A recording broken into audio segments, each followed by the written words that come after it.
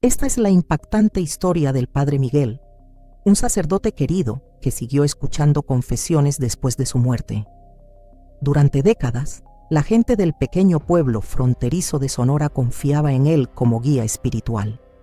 Sus misas, siempre llenas, eran un refugio para los inmigrantes que cruzaban hacia Estados Unidos y para quienes se quedaban en el pueblo, buscando consuelo en un mundo incierto. Nadie sospechaba que su misión continuaría desde el más allá. Miguel había dedicado toda su vida al servicio de la comunidad. Creció en una familia humilde en Chihuahua y desde niño se sintió llamado por una fuerza que no podía explicar. Aprendió a escuchar sin juzgar, a ofrecer palabras de paz en tiempos de violencia y a ser un puente entre diferentes culturas. Los ancianos contaban que su confesonario era un lugar sagrado donde los secretos más oscuros eran liberados y las almas encontraban alivio. Un día, mientras ayudaba en la renovación del campanario, sufrió un accidente.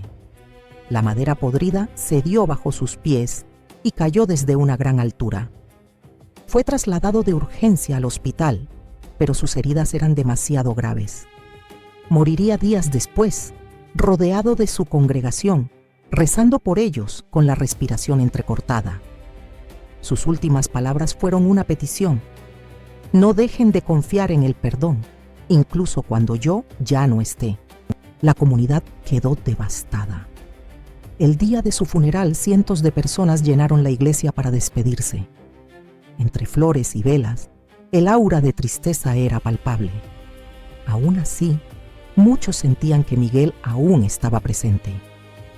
Su retrato fue colocado junto al altar, acompañado de cartas que los fieles le escribieron, como si todavía pudiera leerlas. Y en cierta manera, esas cartas llegarían a su destino. Las semanas siguientes fueron confusas. Las confesiones de los fieles continuaban, pero algo extraño sucedía. Las personas empezaron a susurrar que, al entrar en el confesonario, escuchaban la voz de Miguel. Era un susurro cálido que llamaba por sus nombres y les ofrecía consejos personales. Al principio, muchos pensaron que se trataba de su imaginación, un eco de la memoria de un hombre que los había marcado profundamente. Pero el fenómeno no era aislado. María, una joven madre que estaba considerando cruzar la frontera con sus hijos, fue una de las primeras en hablar abiertamente. Contó que, al acercarse al confesonario vacante, escuchó claramente al Padre Miguel diciéndole que esperara, que su familia estaba más segura en el pueblo. Le recomendó buscar apoyo en una cooperativa local que recién se formaba y que de alguna manera aún no existía. Semanas después, la cooperativa efectivamente se fundó, ofreciendo trabajo y protección a los residentes. María juró que el consejo cambió su vida. Otros relatos siguieron. Un agricultor llamado Juan confesó que había tenido la tentación de sumarse a un grupo de traficantes para ganar dinero rápido. Cuando se arrodilló en el viejo confesonario, la voz de Miguel lo sacudió. Le recordó la promesa que hizo a su difunta esposa de criar a sus hijos honestamente. Le habló de un trabajo de mantenimiento en un rancho al otro lado de la frontera y le advirtió que, si tomaba el camino fácil, pondría en riesgo a su familia. Días después, Juan encontró exactamente esa oferta de trabajo en un anuncio que no había visto antes. Los relatos se extendían como pólvora. Algunas personas venían desde lejos para comprobarlo. El confesonario estaba silencioso, pero al cerrar la puerta y arrodillarse, todos sentían la misma presencia. La voz era diferente para cada persona, susurrando en su idioma materno, comprendiendo sus miedos y esperanzas. Muchos lloraban al salir, aliviados de un peso que solo podía aliviarse con alguien que realmente los conociera.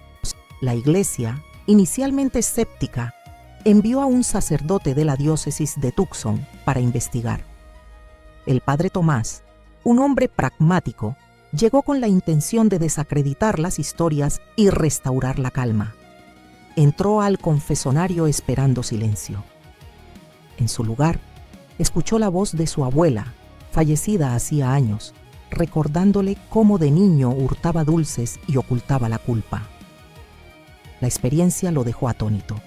No dijo nada públicamente, pero comenzó a no asistir a misa todas las semanas en ese pequeño pueblo de Sonora.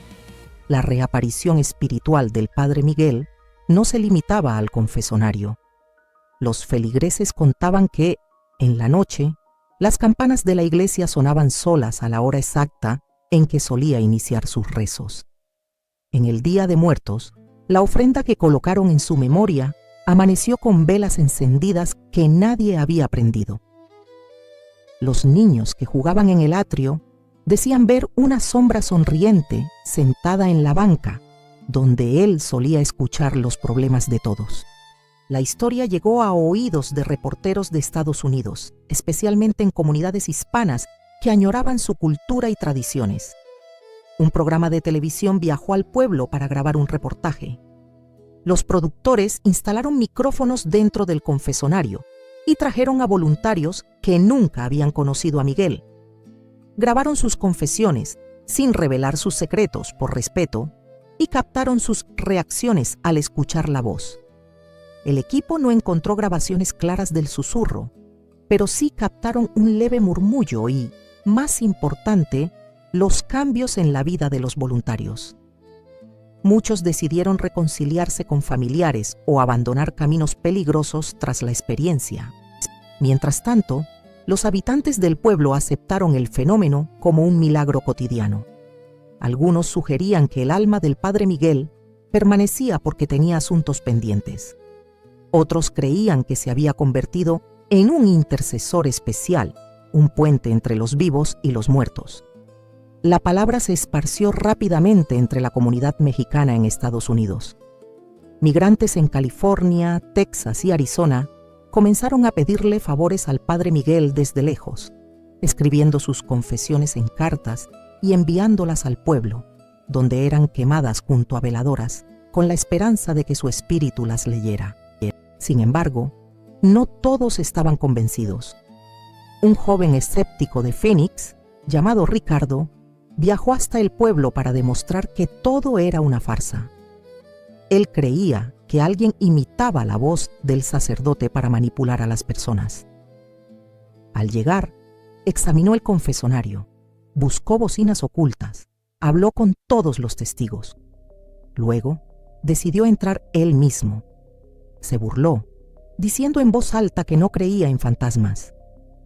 Después de un momento de silencio, escuchó la voz de su hermano menor, quien había fallecido en un accidente. El hermano le pidió que dejara de culparse y que siguiera adelante con la música que ambos amaban. Ricardo salió pálido, sin palabras, y decidió estudiar música en lugar de negocios como su familia deseaba. La voz del Padre Miguel no se escuchaba siempre. Había días en que el confesonario permanecía en silencio, como si el espíritu estuviera descansando.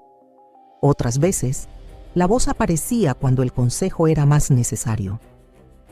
Los fieles comenzaron a respetar el confesonario aún más, entrando solo cuando sus corazones realmente lo requerían. Dejaron de tratarlo como un fenómeno de feria y volvieron a vivir su fe con humildad. Con el paso de los años, la historia del sacerdote que escuchó confesiones después de morir se convirtió en leyenda. La iglesia se transformó en un lugar de peregrinación. Pese a que algunos pensaban que todo era una mezcla de fe y autosugestión, nadie podía negar el impacto positivo que había tenido en la comunidad.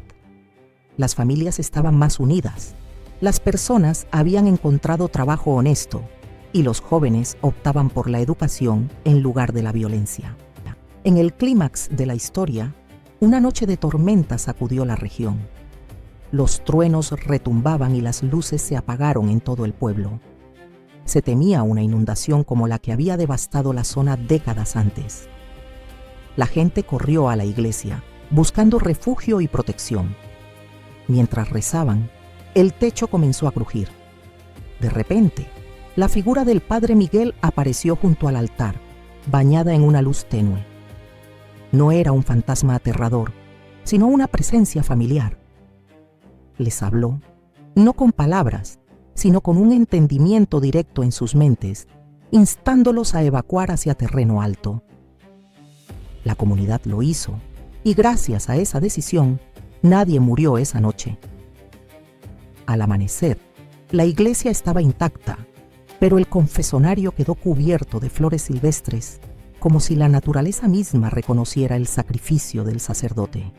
Después de esa noche, las apariciones se hicieron más esporádicas. Algunos decían que el espíritu de Miguel finalmente había cumplido su misión, que había velado por su pueblo una última vez antes de descansar. Otros creían que seguía allí, solo que ahora los enseñaba a confiar más en sí mismos y en la comunidad, en lugar de depender de una presencia sobrenatural. Las campanas ya no sonaban solas, pero cada vez que se escuchaban, recordaban a todos la importancia de escuchar a los demás. Al reflexionar sobre esta historia, nos queda una lección poderosa. No importa dónde estemos, si en un pueblo de Sonora o en una ciudad de Arizona, siempre necesitamos alguien que nos escuche sin juzgar. La figura del Padre Miguel, ya sea como hombre o como leyenda, nos recuerda que el poder de la compasión trasciende la vida y la muerte. Quizás no todos creemos en espíritus que regresan, pero todos podemos ser esa voz que ofrece consejo y consuelo cuando alguien se siente perdido.